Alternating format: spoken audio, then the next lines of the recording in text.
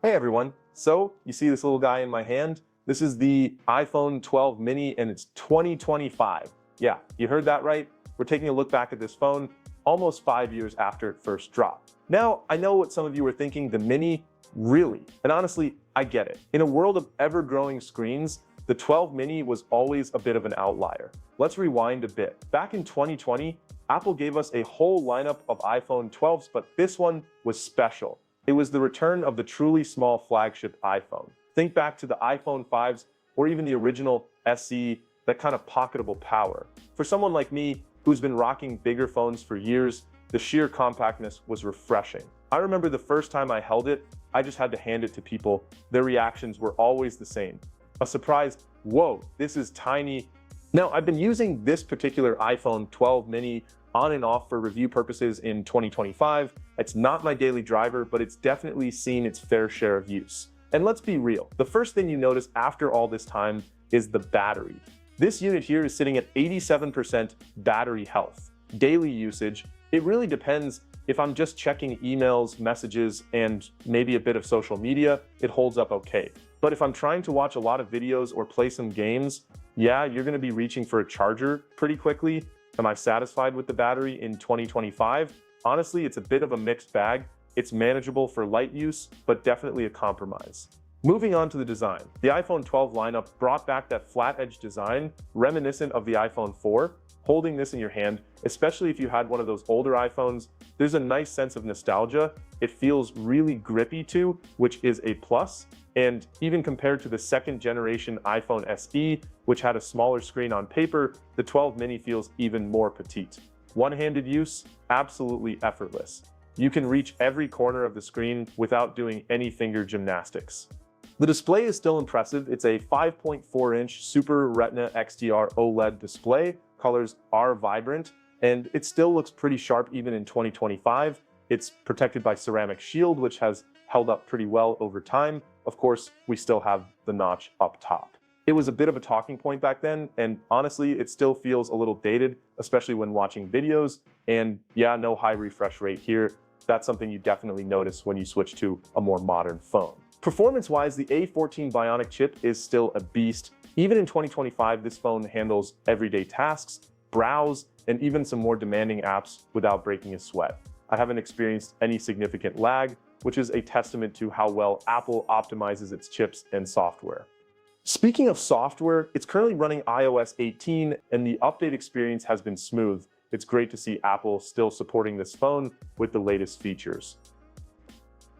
Now here's something to consider. You might have heard all the buzz around Apple Intelligence this year, all the AI hype, and yeah, the iPhone 12 mini unfortunately doesn't support it. That's just the reality of older hardware. But honestly, is it a deal breaker? I don't necessarily think so. If you're really itching to get into AI features, the beauty of the App Store in 2025 is that you can easily install third-party AI apps like Gemini AI. Boom, suddenly you've got some powerful AI capabilities right there in your pocket. So while the 12 mini misses out on Apple's own AI implementation, it's not like you're completely cut off from the AI world. Now, battery life, we touched on this earlier, but it's the biggest trade-off with the mini. That 22-27 mAh battery just doesn't cut it for heavy users in 2025. If you're a media consumption monster, this probably isn't your primary phone. Charging-wise, it supports wired charging, and it'll get you to 50% in about half an hour with a 20-watt adapter. Wireless charging is also there, including MagSafe,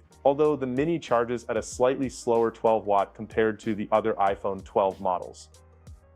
Let's talk cameras. The dual 12 megapixel setup on the back, a wide and an ultra wide, still takes great photos. Daylight shots are excellent, and the low light performance, especially with night mode, is still surprisingly good. Video recording in 4K at 60 FPS is also still top notch with excellent stabilization. For most people, the camera on this phone in 2025 is still more than capable. All right, let's really wrap this up with a more in-depth conclusion based on my time with this little phone in 2025. So, after spending a good amount of time with the iPhone 12 mini on and off this year, what's the final verdict? Well, it's a bit of a nostalgic trip, honestly. Holding this phone reminds me of a time when phones were truly pocketable without sacrificing too much on the performance front. And in 2025, that feeling is still there. The design, that flat-edged look, still feels premium, and the size is just undeniably convenient. I've found myself reaching for it sometimes just because it disappears in my pocket, a feeling you rarely get with modern flagship phones.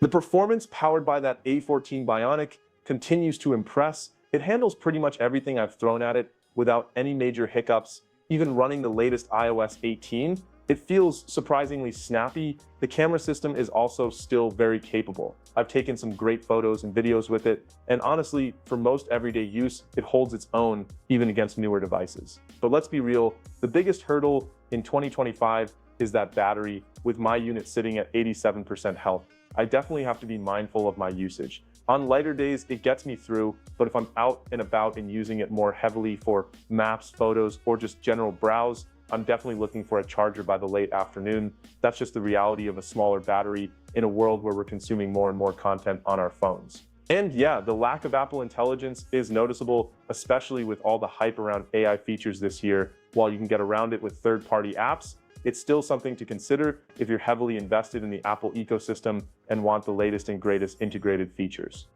So who is the iPhone 12 mini for in 2025? If you're someone who prioritizes size and portability above all else, and you're a relatively light user, then it could still be a viable option, especially if you can find it at a good price on the used market. It's still a capable smartphone with a great camera and will likely continue to receive software updates for a little while longer. However, for most people in 2025, especially those who are heavy media consumers, gamers, or need all-day battery life, the iPhone 12 mini as a primary phone might be a tough sell. There are newer, more power-efficient options with larger screens and bigger batteries available. But here's where I think this phone really finds its niche as a companion device. Think about it. You have your main workhorse phone for your heavy tasks, but you want something small and light for going to the gym, running errands, or just when you want to minimize distractions. The iPhone 12 mini fits that bill perfectly. It gives you access to the Apple ecosystem, a great camera, and solid performance in a package that's incredibly easy to carry around. So my advice, if you're looking for a primary phone in 2025 and battery life is a major concern, you might want to look at newer models. But if you're intrigued by the idea of a truly compact iPhone and are either a light user or looking for a fantastic secondary device, the iPhone 12 mini is still a compelling option. It's a reminder that sometimes less really can be more. All right, that's my take on the iPhone 12 mini in 2025. Let me know what you think in the comments. Would you still rock this phone as your main device, or does it make more sense as a companion? I'm curious to hear your thoughts.